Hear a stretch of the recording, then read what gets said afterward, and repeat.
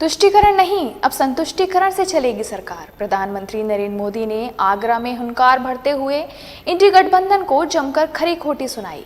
उन्होंने आरक्षण में चोरी का खेल खेलने का जहां सपा कांग्रेस गठबंधन पर लगाया, तो वहीं ओबीसी वोट बैंक को साधने में कोई कोर कसर नहीं छोड़ी। उन्होंने पिछली सरकारों को हथियारों का दलाल भी बताया। प्रधानमंत्री ने कहा कि आम आदमी की 55% संपत्ति को हड़पने के लिए कांग्रेस नई साजिश रच रही है। आगरा सुरक्षित व फतेहपुर सीकरी लोकसभा सीट के लिए कोठी मीना बाजार मैदान में आयोजित संयुक्त रैली को संबोधित करने आए प्रधानमंत्री नरेंद्र मोदी विपक्षी गठबंधन पर जमकर बरसे। प्रधानमंत्री नरेंद्र मोदी ने अपने भाषण की शुरुआत रैली में मौजूद जनता को राधे राधे कहने के साथ प्रधानमंत्री ने कहा कि आगरा में भी इससे पूर्व भी कई बार आया हूँ, लेकिन हर बार कुछ न कुछ देने आता था। अब इस बार देश के विकास के लिए जनता का आशीर्वाद लेने आया हूँ। कोई योजना लेकर के आता था, किसी के उद्घाटन के लिए आता था, लेकिन आज मैं आपसे देने के लिए नहीं, मांगने के लिए आया।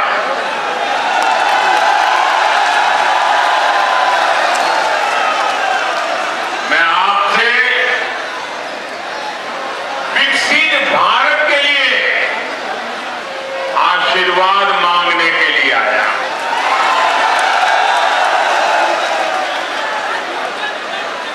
आप मुझे बताइए, अगर भारत विकसित होता है तो आपका भला होगा कि नहीं होगा? भारत विकसित होता है तो आपके परिवार का भला होगा कि नहीं होगा? भारत विकसित होगा तो आपके बच्चों का भला होगा कि नहीं होगा? उन्होंने कहा कि भारत की बढ़ती हुई ताकत विपक्षी दलों को पसंद नहीं आ रही है। आगरा में हुए डिफेंस कॉरिडोर बनाने जा रहे हैं, जिसमें देश की सुरक्षा के लिए घातक हथियार तैयार होंगे।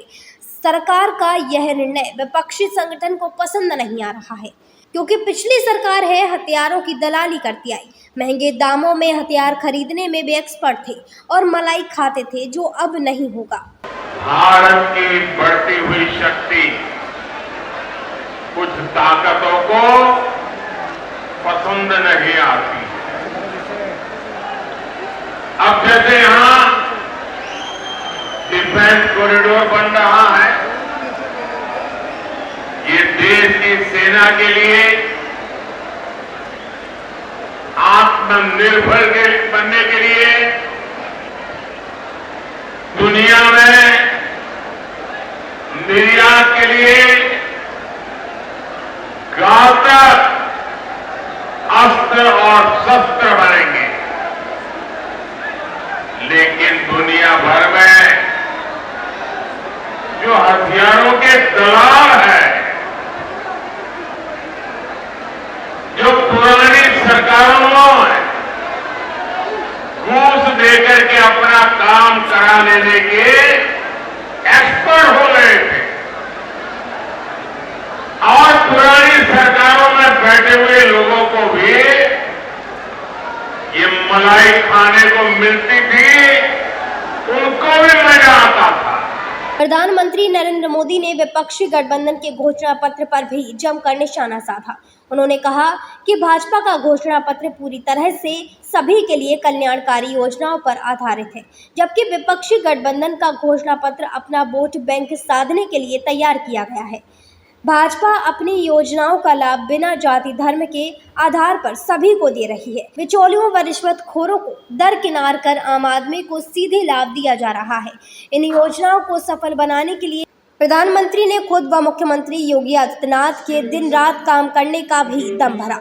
उन्होंने कहा कि योजनाओं का लाभ हर व्यक्ति को देने की कोशिश हो रही है, फिर भी जिन लोगों को लाभ नहीं मिला है उनकी सूची तैयार कर ले। अगली बार उन्हें भी हर योजना का लाभ दिया जाएगा। 10 साल का ट्रैक रिकॉर्ड हो या फिर भाजपा का संकल्प पत्र, हम जोर दे रहे हैं सेचुरेशन पर। कल्याणकारी योजनाओं का लाभ सबको मिले,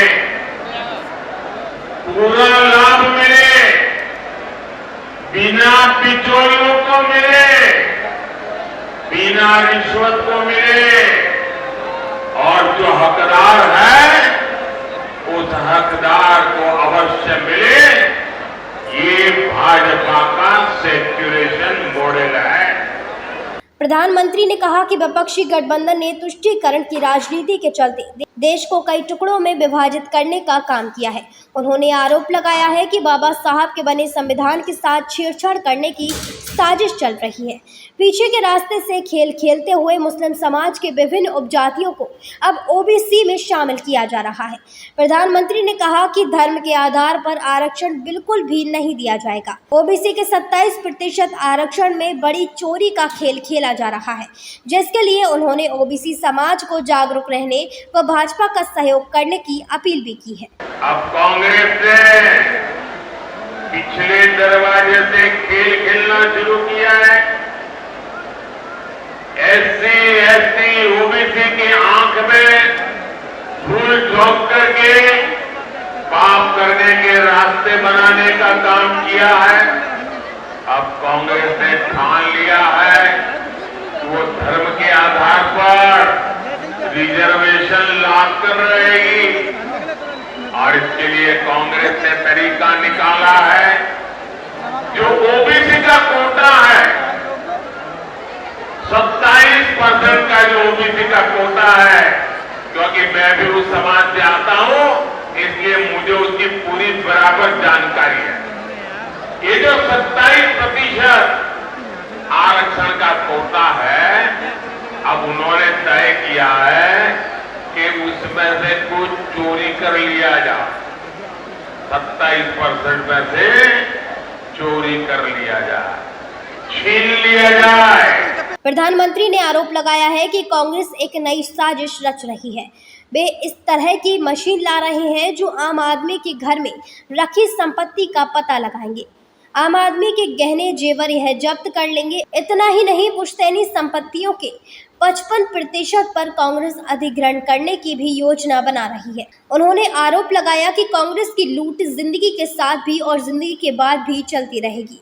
प्रधानमंत्री ने यह तक कहा कि उनकी सरकारों में महिलाओं के मंगलसूत्र तक सुरक्षित नहीं होंगे। इनका जो नया प्लान है, याद रखना, कांग्रेस की लूट, कांग्रेस की लूट जिंदगी के साथ भी, जिंदगी के बाद भी।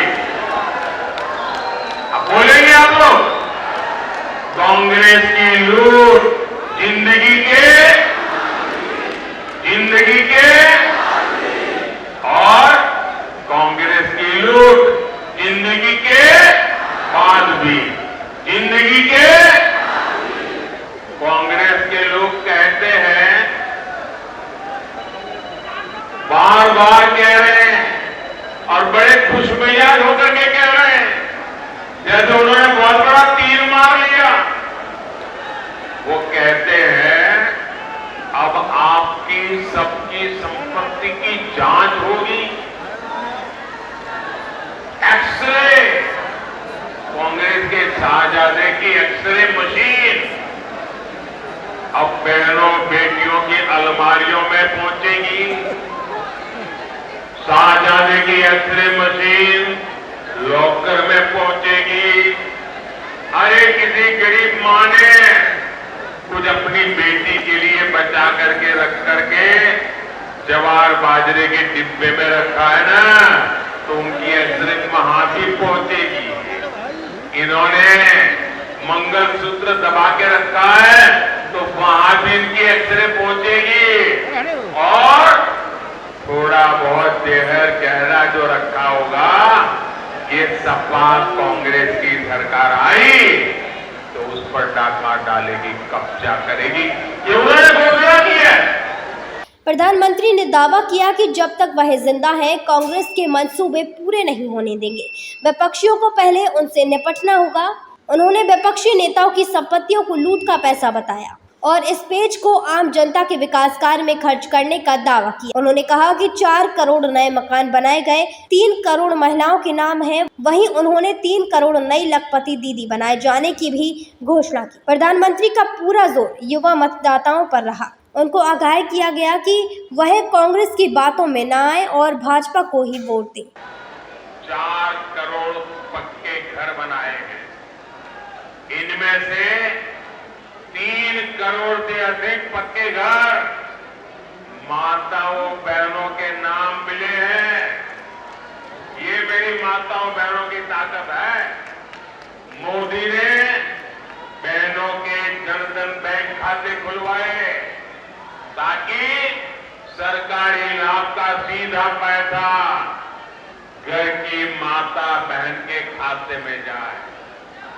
और अब मोदी की गारंटी है कि 3 करोड़ बहनों को, आंकड़ा याद रखिए, 3 करोड़ बहनों को लखपति दीदी बनाया जाएगा।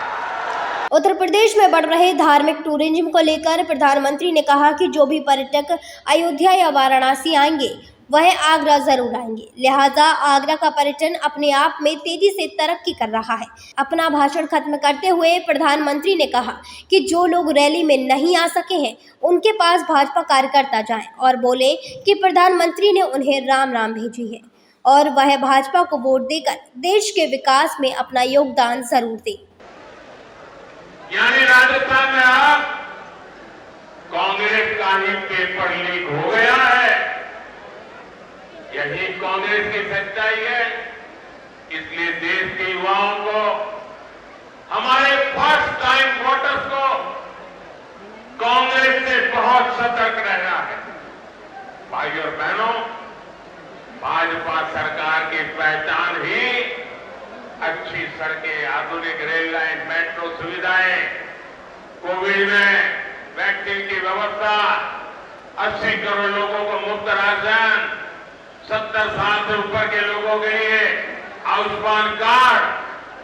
हम आगरा, फतेहपुर सीकरी सहित इस पूरे क्षेत्र को पूरी दुनिया के निवेशकों और पर्यटकों के लिए आकर्षक बनाने में जुटे। प्रधानमंत्री ने कहा कि आगरा व फतेहपुर सीकरी के लोग अपने अपने प्रत्याशी प्रोफेसर SP सिंह बघेल और राजकुमार चाहर को भले ही वोट दे रहे हों, लेकिन उनका यह वोट सीधे प्रधानमंत्री के खाते में आएगा और यह वोट प्रधानमंत्री को मजबूत करेगा। लिहाजा हुए प्रधानमंत्री को देखते हुए ही अपना वोट बीजेपी को दे। तो मतदान के दिन मेरा आपसे कुछ समय मांगने का हक बनता है या नहीं बनता है? मैं इतना तो मांग सकता हूँ, नहीं मांग सकता? मैं देशवासियों से इतना तो मांग सकता हूँ ना, क्या देश के लिए 1-2 घंटे निकालिए, गर्मी हो तो भी निकलिए, मतदान कीजिए, मतदान कराएंगे। अच्छा, मेरा एक और काम करेंगे, घर घर जाएंगे, घर घर जाकर के कहना मोदी जी आए थे, आप सबको राधे राधे कहा है। पहुंचा देंगे राम राम, मेरा राम राम पहुंचा देंगे।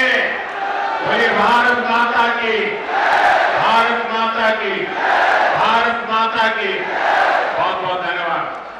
रैली के दौरान मुख्यमंत्री से पूर्व प्रधानमंत्री नरेंद्र मोदी ने अपना भाषण दिया और प्रदेश में सुरक्षा के मामलों को लेकर की जा रही कार्यवाहियों को प्रमुखता के साथ आम जनता के सामने रखा।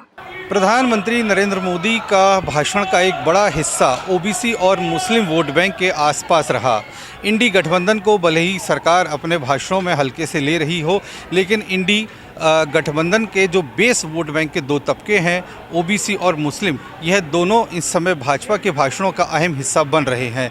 जहां प्रधानमंत्री Narendra Modi OBC vote bank को साधते नजर आए, तो वहीं लगातार मुस्लिम वोट बैंक पर निशाना भी साधते रहे। कहा जा सकता है कि फिलहाल सरकार अपने भाषणों में भले ही इंडी गठबंधन को काफ़ी हल्के से ले रही हो, लेकिन अंदर खाने भाजपा उत्तर प्रदेश में इसको काफ़ी गंभीरता के साथ ले रही है। अपने साथी हरिओम व तारा के साथ जसबीर सिंह, मून न्यूज़।